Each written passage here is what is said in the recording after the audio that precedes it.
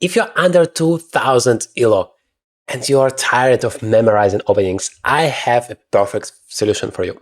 It's simple, yet so powerful, your win rate is gonna skyrocket. It's called the Collie Secret Art system. It starts with the move d4, then you proceed with the move knight to f3, and you want to place one of your bishops to d3, another one to b2. Very easy to remember.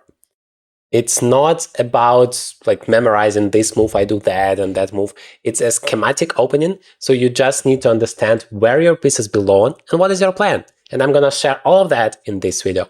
By the way, I have an entire playlist about this exact opening where you can learn more about different responses from the opponent, as well as an entire 10-day opening mastery program that helps you to build a full opening repertoire both for white and black, all inside of one course. Right now, you have an amazing offer on top of it, a full month of live coaching with me completely for free, so I can analyze your games and help you grow even faster.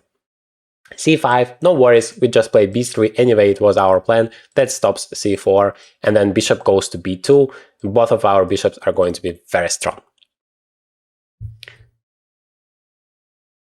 Let's see what our opponent does. Basically, it's the setup you're going to see most often, very popular choice, and we are just going to go for it. Well, a6 is interesting. He's preparing the move b5 very fast, and yeah, now c4 does become possible. And here it's important to remember that whenever c4 is an idea, we can just take on c5. Alternatively, instead of bishop b2, we could have just played a4, and that stops b5 altogether. Maybe that was better. Anyway, let's take it to avoid, because if they do play c4, it's quite annoying. Now, though, we have this beautiful bishop, which is very active, this one, which is very active, and we can proceed with our attack. Knight goes to d2. We can castle, like, no problem if you want to start with that. But now we need to make our attack possible, so I'm thinking maybe e4 would be our idea. First of all, castles. Make sure that your king is secure before you go all in into the attack. Yes, I can play knight b4, but I'm not too concerned about it. I can play bishop b2 and then a3. Kick it away. Now, though, maybe it's time to play this move. a3 or maybe e4 immediately. e4 is definitely our key idea to open up the center to make use of our bishops. But if I play e4 immediately, he can play that.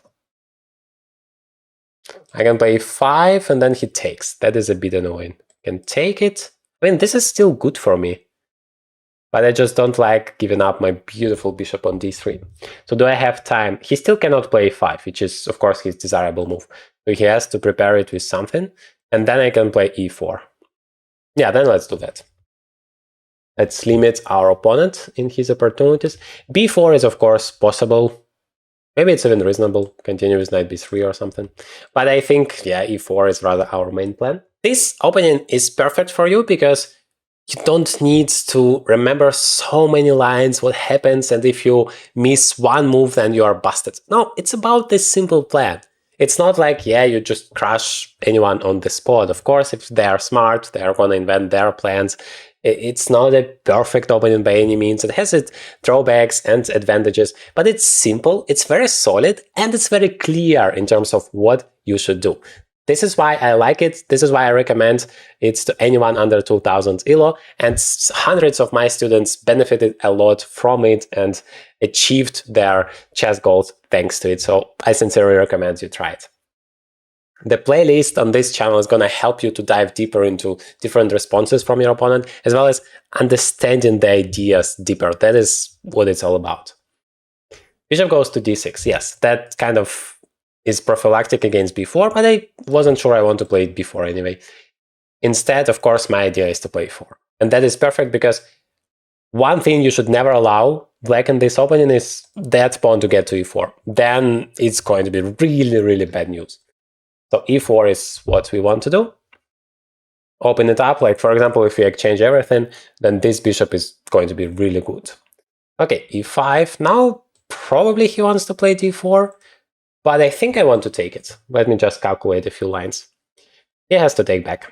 Then I get this e4 square. Again, if I'm not active enough, he's gonna play f5, e4. That's bad news. But we are playing white, right? We are not boxers, so don't be afraid to go forward and attack your opponent. You cannot be punched in the face. So I really want to be as active as possible, play knight e4. Also, that creates problems for your opponent, challenges. For example, you cannot go here, this pawn would be hanging. This knight might be hanging in some lines, like bishop e5 is a threat right now. Yeah, but at the same time, I like how he's playing. He's pretty active. He's doing his stuff. Maybe c4 is my next move, like bishop c7, I'm gonna play c4, we're gonna exchange those pawns, knight f4, and bishop to c2, so that, again, I don't want to exchange my bishop.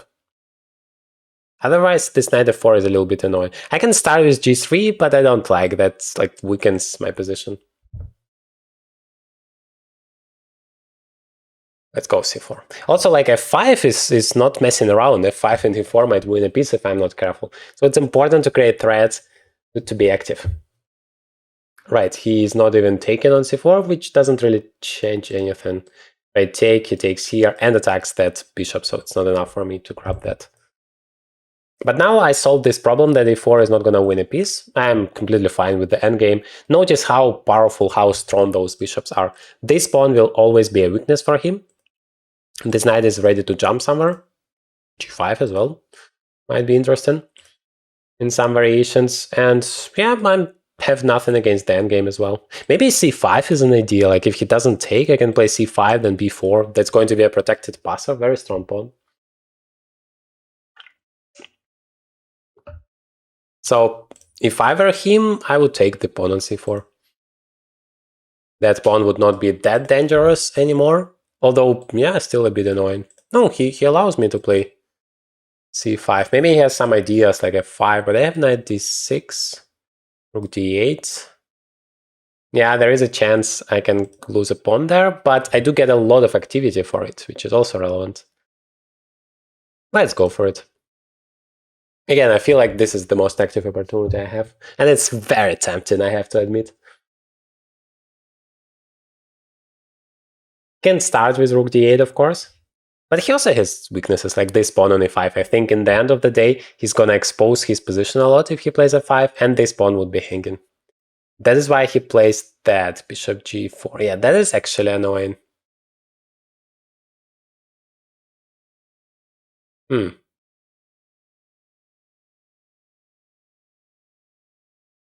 How can I get rid of this annoying piece? Maybe knight d6 and bishop e4 is my solution. Yes, I'm probably gonna give up a pawn, but the bishop is still very strong and I put pressure on this guy. I feel like I have to be active, otherwise he's gonna destroy me. He's playing very hard, very strong. We have to acknowledge that. I mean, if I have time, of course, I would be happy to play rook e1 and all of that, but I feel like I have to be very direct, otherwise he's gonna checkmate me, maybe. Like this rook d8 is just coming with devastating effect.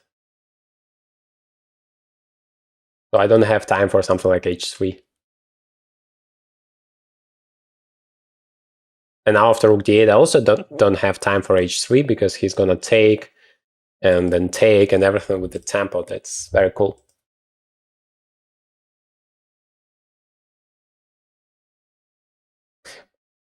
Okay, that I don't like. This is one of the first moves from my opponent that I really dislike. The bishop is stronger than the knight. That pin was so annoying. Now you make my life so much easier. Yeah, I understand you want to grab a pawn, but the pawn is not worth it. I mean, look at how powerful those bishops are. This is exactly the point of this entire opening. And hopefully I'm going to demonstrate you why it's a bad decision and take advantage of those beautiful bishops.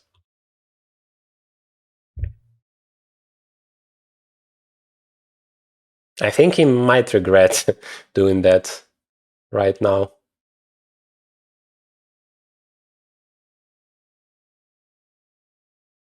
Well, he has his ideas as well, like 94 is gonna come, right?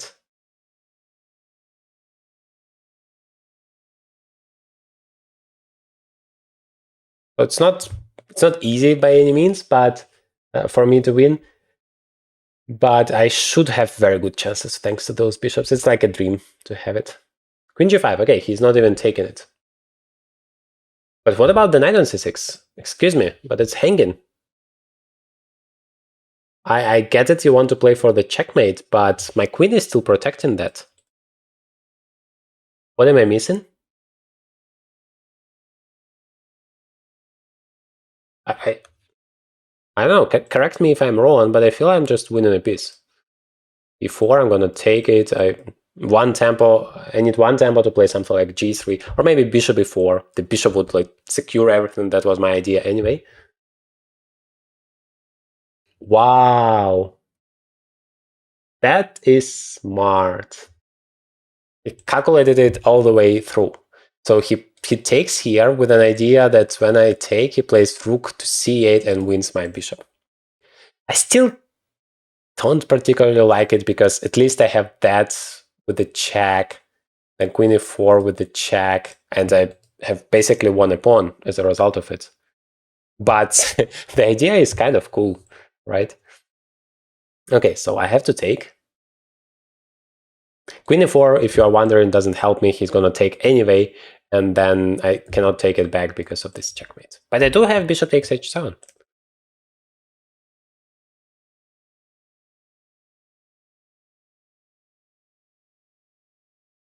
I have taken a full piece. So technically, maybe I was even wrong to take it. Maybe I should have played rook, bishop to e4, defending that, and threatening queen takes d6. Or pawn takes d6. I mean, after rook c8, I could play rook, queen takes d6. My opponent left the game. I hope he's gonna come back because the position is very interesting. Yes, he's back.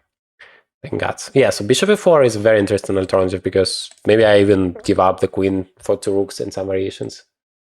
And the two bishops are still alive, unlike this variation. But it's very concrete. I just win a pawn with a check, and if I'm able to save myself against this checkmate, maybe queen e4 is actually not that great because he plays f5 and then e4 all with Stampy. I don't like it. So maybe just queen f3 immediately. He definitely has initiative, that's for sure. But this pawn has survived by miracle, and it's an extra pawn. I mean, it's a very powerful pawn.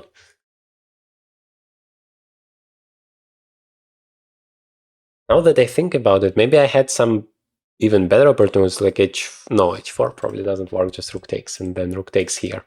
Okay. Well, queen f3 feels very logical. Kind of, yeah, having this defender around. He can play that. Unfortunately, I don't have queen e4 check winning it because of the same checkmate. Maybe then I can play h4 just to annoy him. But yes, queen g6. Well, after queen g6, I have bishop takes e5. So maybe after rook c2, h4 is a very legitimate idea. Otherwise, I just need to play something like rook b1, and it's very passive. I don't like it. There is a cool variation. Rook c2, h4, knight e2 check. Now if I go away with the king, it's just, well, not a checkmate, but he's winning a piece. But I can sacrifice my queen. Queen takes e2. He takes it back, and then I take his queen as well. And, well, I'm not winning, because then he takes here. So it's rook's endgame, but I have an extra pawn. So should be good for me. Very cool variation. But I think that should be the best. I mean, I can't just play rook b1. Okay, he plays f5. But f5, I always feel that my opponent is blundering something. What about this pawn on e5? Okay, this time you're not gonna fool me around. The checkmate is protected. I'm threatening to grab your biggest piece, also with the tempo. I think this is just a blunder. I'm not that confident anymore. That bishop was a problem for me anyway in many variations after rook c2. Now he proposes a takeback. Should I allow him a takeback? Let's do that. I mean, we had an interesting game. Yeah, because after f5, basically the game is more or less over. And I love playing chess. I love doing it for you, so you can learn something out of it. I don't really care that much about winning it. Well, I now notice another move. There is bishop c1 kind of forking that knight, because if I can exchange it, it's always great for me. But it's still move backwards. Knight e2 check. Wait, knight e2 check. I have queen takes e2. And this time it really works wonders for me. Bishop c1 is possible. What kind of responses he has? Basically just wants to exchange it. And yeah, that rook is still hanging. Yes, I like this move. Let's see if he's gonna fall for knight e2, because knight e2 feels reasonable at from some perspective. On the other hand, even if I play king h1, he's not like winning. Wait, he's winning the bishop, right? Takes. Yeah, from that perspective, it's reasonable. Although I do have a safety net. After knight takes c1, I have queen e4 check, threatening to win the rook. So maybe rook takes c1 is the idea, but then I can at least take here. Okay, that is all not relevant. After knight e2, I'm going to take on e2 immediately. Otherwise, I don't know. Is g3 an idea? Maybe it is. Because knight h3, I have king g2, and then this is hanging, this is hanging. Queen e4 is, of course, a threat. It does have queen g6, so he's not losing the rook. But I get to the endgame with an extra pawn.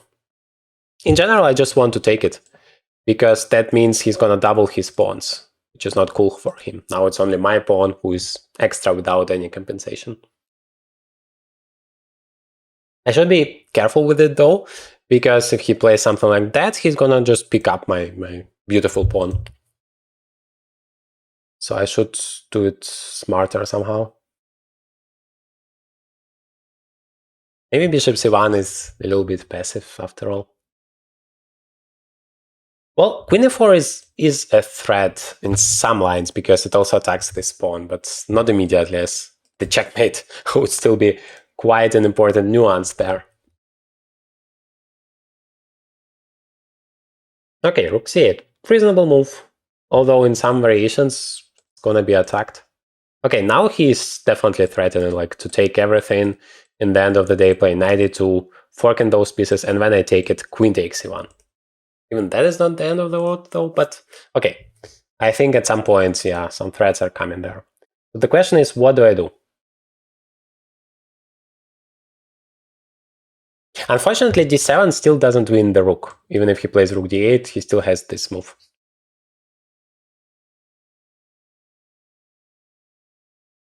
If I go for the endgame, his rooks are active, yes, but I have an extra pawn. He's gonna try to win it with that, and unfortunately I don't have a luft for my king. Maybe that's the reason why I should make a luft. Knight e2, hopefully I still have queen takes e2. Well, this time he has rook c1.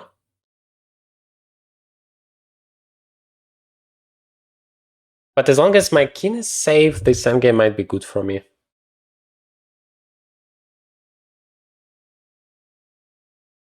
If he plays knight to h3, just king g2.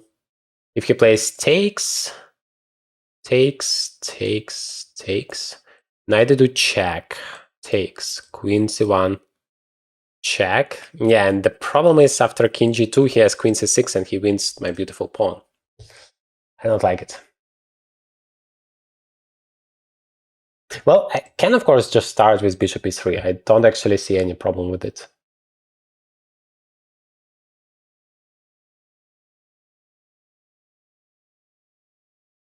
Yeah, why not?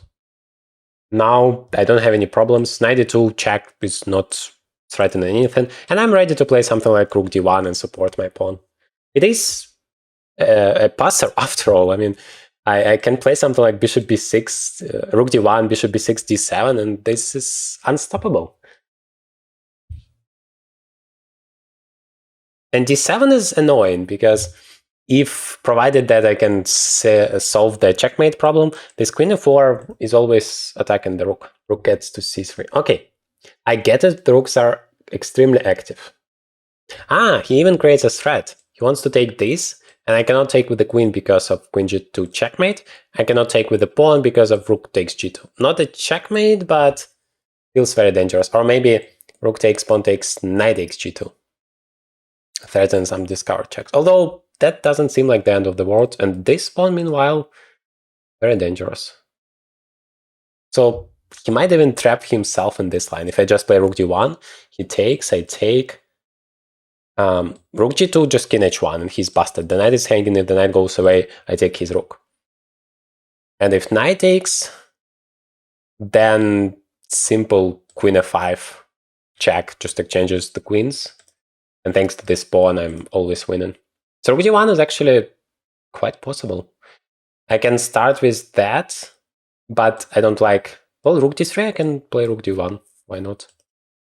Because d7 is very annoying. In all of the variations, this queen cannot go anywhere because I'm gonna promote. Yeah, rook d3, I even have bishop takes f4. Let me play d7. And to say the least, it's very annoying for him to deal with this pawn.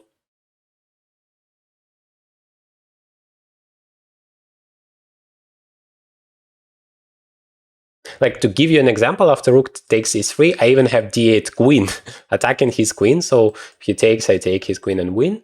And if he takes my queen here, then I can take with a queen, for example. Nobody is taken there.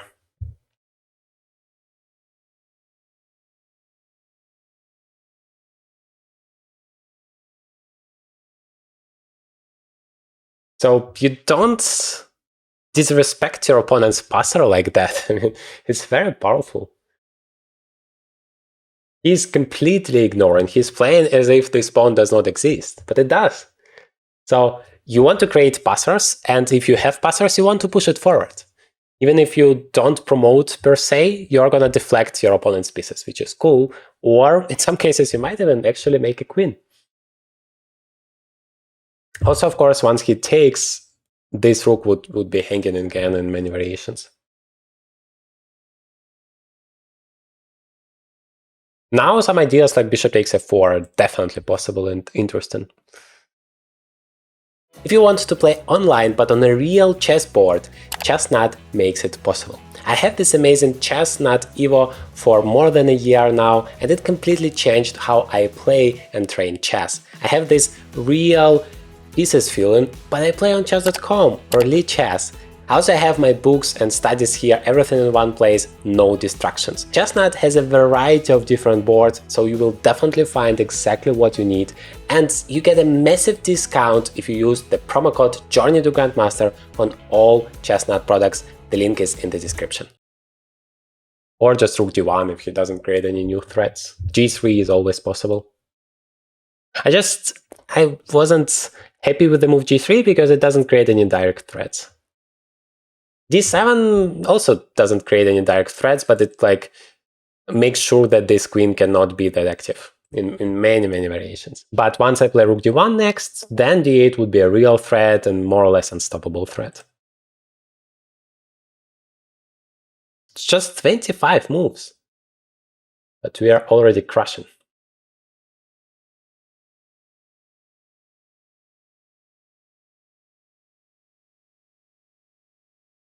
I'm not saying I play all of the perfect moves. I make mistakes and many more mistakes than I wish I would make, but I still want to demonstrate how powerful this opening is, how many interesting ideas you have here, how active you can play here, how you can destroy your opponent very quickly if something goes wrong for him.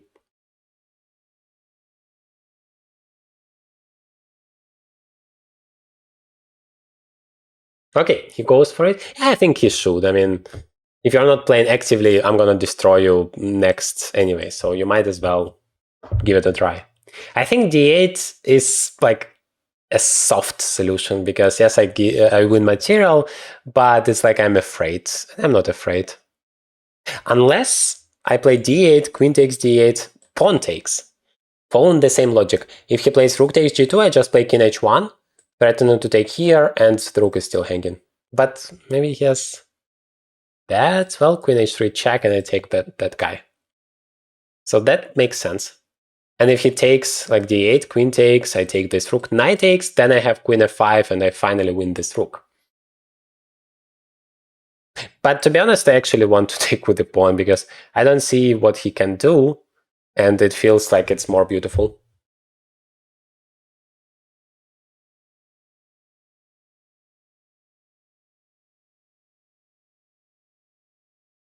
After knight g2, I think not only queen f5 wins, but queen e4 check is interesting. With an idea that when the king goes back, I don't take because of knight takes e3, and that is not great, but I play d8 check, deflecting his queen, and then I take the rook. And that should work. Okay, he takes with the rook. Now I have only one move. Takes. Now hopefully I didn't blunder something like rook takes h2, which might easily be the case. I'm a little bit afraid of it, but hopefully I can escape. King g1, king g5, queen g5. Oh, wow, that's dangerous. In f2, I thought I'm escaping, but he has queen h4 back. My only move is queen g3, and hopefully it doesn't have any powerful discovery. No, I think I'm fine. Knight h3 or knight d3, I just play king g2, and it's over. But I better checked this opportunity before, or just played d8 to stay on the safer side.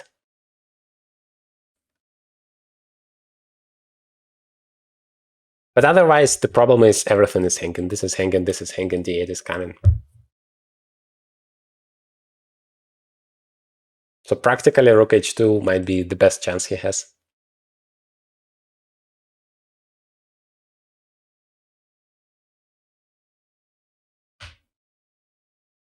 Maybe even the only. I literally don't see any other move. Queen h4 maybe?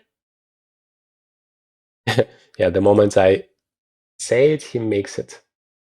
Yeah, that is actually smart. And probably I have to give up my queen. Yeah, okay, that was all not necessary. Maybe I can make it smarter, like this check. If he goes back, then again my idea works with d8, but unfortunately he can play something like g6. And the problem is if I play d8, of course he's not gonna take it, he's gonna checkmate me. Alright. Yeah, that was all not necessary. Do I have the move h3? Or is it too much? Yeah, probably it's too much. I feel something like rook g3 can add badly for me.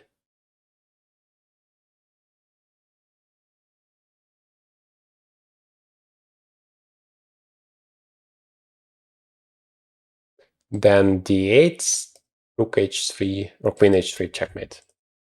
Yeah. Yeah, that's unfortunate. But on the other hand, we are going to get this interesting endgame. Maybe it's actually simpler than I think. No, I'm not sure. I thought after knight takes I can play rook d1. But now I feel like queen e4 might be a problem. Yes, I promote the queen, but he has knight e3 and queen g2 checkmate. So after rook d1 and queen e4, what do I do? I think I'm actually in trouble. King g1 still takes. No, I should just eliminate it. Because I think that pawn survives. I'm about to play rook d1. Ah, no! What am I talking about? Queen g4 just wins the pawn. That's annoying. He doesn't go for it. Yeah, but unfortunately I cannot... if I go here, he has queen f5 and he still wins it. In g3 maybe? If I go king g1, then again queen g4. King here, he plays that. Yeah, that might be a chance. Because this pawn is worth everything else. I mean, he can still be smart and play something like queen g6, but that is not that simple to find. Queen e3 is very tempting. Yes, he goes for it, and now rook f3 was my idea. If I can make sure that this pawn survives, then I can play rook d1, and he has to stay on d8 with his queen, which is very ugly, and I'm gonna win. I'm gonna win kind of immediately. So that's what I'm trying to achieve, but I can't because I wanted to play here, but he has queen d2. And if I get there, then he plays queen h5, and I cannot play king g2 because queen g4. Such a pity. Yeah, I actually blundered the entire game, it seems like. I could have just played d8 and then win the exchange and probably the game there. This queen h4, very unfortunate. Wait, did I have a better chance against instead of that? Probably not, because yeah, I still lose that pawn.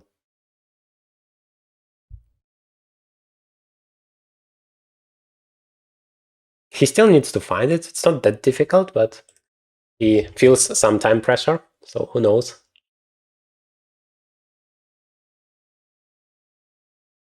Maybe though, yes, just in the moment I thought about it, he plays it. F5 is threatening checkmate in 1, which is quite big of a threat, so I don't have time for rook d1. But I do have rook g3, and now he cannot win that pawn, at least not that easily. But he still can. Queen h6, I have to go there, and then queen d2. That is actually very strong for my opponent. If he does that, he's gonna play for a win all of a sudden. If he plays queen h5 though, not that sure. Okay, he plays queen d2 immediately. Yeah, that is also good enough. I never was able to defend that pawn. I should have played rook d1 instead of d7, then this whole thing would never be possible. Yeah, now he's gonna have like 2 extra pawns. And those pawns are very strong there. Coming forward.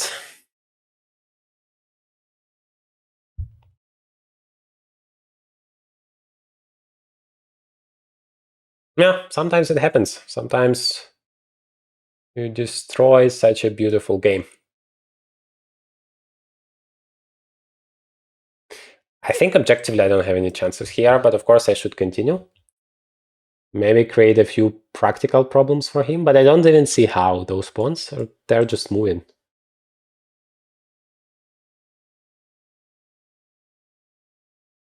If like I would be here, then I can play rook g7, but if I play rook g7 now, then those pawns are protected passer, so I can even win it. Maybe I can play rook g4 though. Because he still needs like to hold together, it's not simple. Yeah, for example, he gives up the pawn, but he wants to win thanks to this pawn. I'm gonna take it. Right. Now I have to go backwards. But as long as I don't lose the rook, that is not such a bad chance. I hope I don't lose the rook. Maybe king g3. No, king g3, he has that. And I just want to bring my king closer. Maybe like that. So that after this I have that, but still not perfect. Probably I'm gonna lose those pawns, but at least I'm gonna win this pawn. And he's constantly under time pressure, that makes it simpler for me. Queen d2, I hopefully have king f2 and I'm not losing the rook.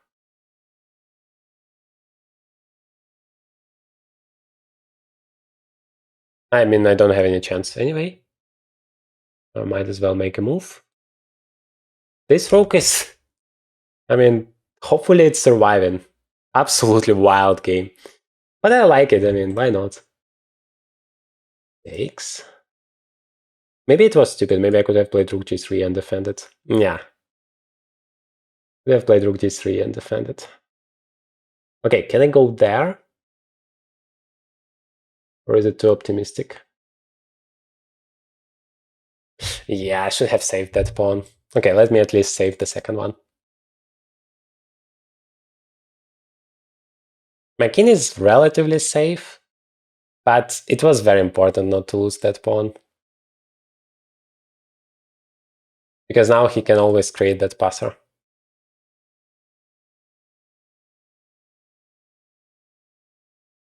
I mean, I'm not gonna lose, but it's also difficult for me to play for a win. Only if I can trick him somehow, but I don't see how. Basically gonna check me forever. If I somehow manage to exchange the rooks for the queen and this pawn, then thanks to this... No, I'm still not winning. Only if my king is like close there. Maybe I should I should go somewhere here. Why not? The rooks are protected. Everything is protected apart from this pawn. But actually, maybe I can sacrifice it. Unfortunately, not king f3 because I want to have this rook h3. But yeah, then I have to go here. I should be careful not to get checkmated, but I want to play for a win. Why not? I need to get to the center with my king. That is my plan.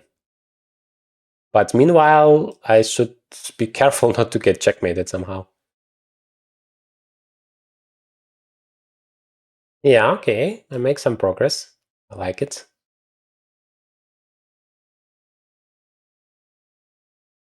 F5. Yeah, the problem is I cannot go further. I have to use my rook, which means like I like this because all of my rooks are super safe. And now it's not that safe anymore. But I hope it's gonna work out. Let's go here.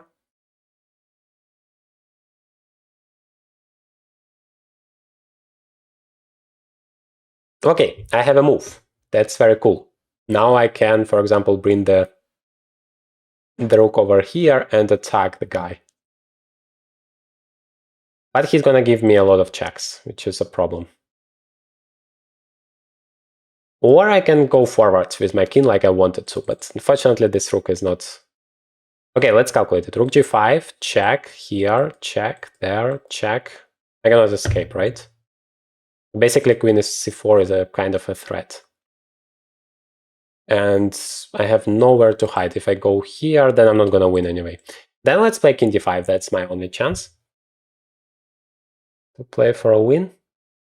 Yes, I wanted to hide somewhere here and use my rook to help me to hide. Rook d5. Well, at least feels like I'm making some kind of a progress. Because I'm gonna hide with my king over... maybe king c5. Well, there will be queen c7. But here I don't like this queen e4 move. Okay, he doesn't play it. Yeah, it's not that simple. He has queen f7 and then this rook is hanging. But I can go here. And now if he checks... Yeah, the problem is this rook is always hanging. And before it doesn't make any sense. Yeah, now another problem is I'm just losing the pawn.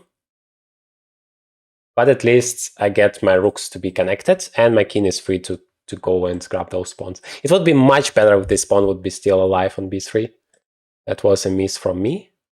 But at least I do go there. This is a threat and this is a threat. And how do you deal with both of them? Because once he doesn't deal with any of them. That's weird. Okay, how do I win it?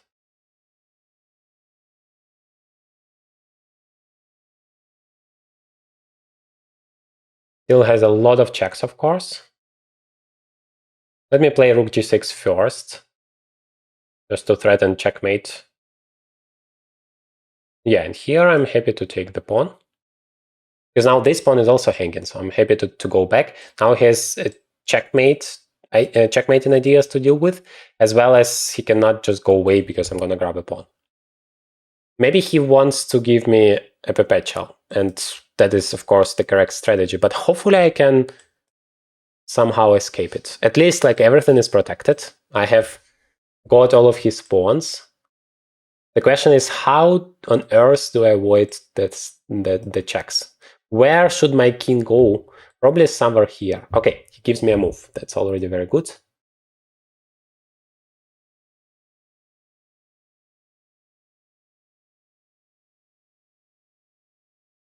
Maybe rook to g4. Maybe rook g5 was better, actually, because I would be able to hide between the rooks. Now I'm not. He's gonna just check me forever.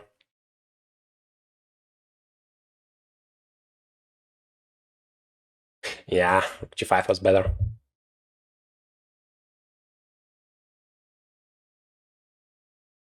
very fascinating position. I hope you enjoy it like I do. I feel like I should use my rooks. This is the only chance to get rid of the checks.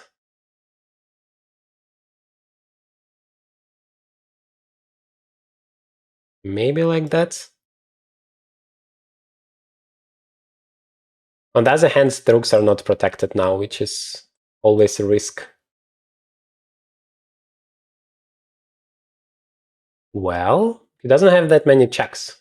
For example, here, I go to h4 and he cannot go there because of rook h5. So the only check is this. Then the checks are kind of over. Or almost over. I can play rook g5. Yes, it's pinned, but he also doesn't have any checks. Maybe I can push my pawn meanwhile. The further this pawn gets, the more dangerous it's gonna get for him. Okay. Like, it's never dangerous for me because he's not threatening to take. It's never possible. In fact, his queen must stay on this diagonal, otherwise it's going to be a checkmate. So let me just push my pawn. Even, again, the same strategy to deflect my opponent's queen. I'm afraid, yeah, the real problem is this queen f2. Back. But then maybe I'm gonna run all the way to this part of the board. Well, I don't really have a choice, right? I can play king g3, but that's gonna just start all the checks again. So let me play this.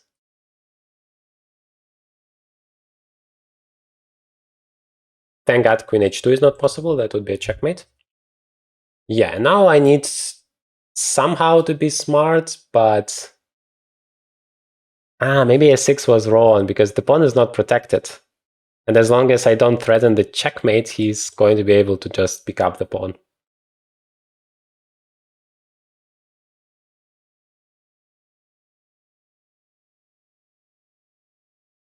Yeah, that was bad of me.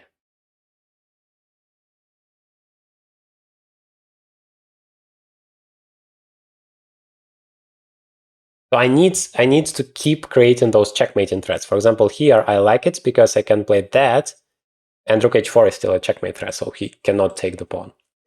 That is why he plays that. Rook g2 or king h2, I don't know. I feel like I like this a little bit more, so that after queen f2 I have rook g2. And actually the checks might be over. Yes. Yeah, this is better because he has queen f5. But we kind of have the same position, just this king is far away, which is kind of an achievement for me. He doesn't have any checks. That wins. Wow, that was an amazing game. But I think at this point it was winning anyway. I want to show you the ending here, whether I was winning here objectively. Yes, I was winning here. So this, for example, is still a draw. I just want to show you the final blunder. Yes, this is the final blunder. You should, yeah, queen d2, I also felt that queen g8 is not the best, but let's see if I spoiled it at some point. No, that is all winning. Yeah, a6 is losing. Not losing, but it's a draw now. The right move was rook g3. But it's like so complicated. Of course, it's logical that I would like to keep the pawn protected, but to understand the plan is very difficult. Probably it's like going all the way to this side of the board now. I played a6, and now it's a draw up to this point, okay? Queen h2 is correct. g2. That. I wanted to hide like that. Yes, but now he can just take the pawn. Yeah, that was the correct thing. And once he allowed me to go backwards with my rooks, that helped a lot because now I'm threatening the checkmate again, and then there is nothing he can do. In this final position, he must keep this queen along the diagonal, but I'm gonna just play a7 and distract him, and he's losing. So this is exactly how you use this amazing opening to crush everyone under 2000 ELO. This playlist, you can learn so much more about it. Don't forget, 10-day opening mastery now on sale, 50% off, and a full month of live coaching with me included completely for free. The link is in the description.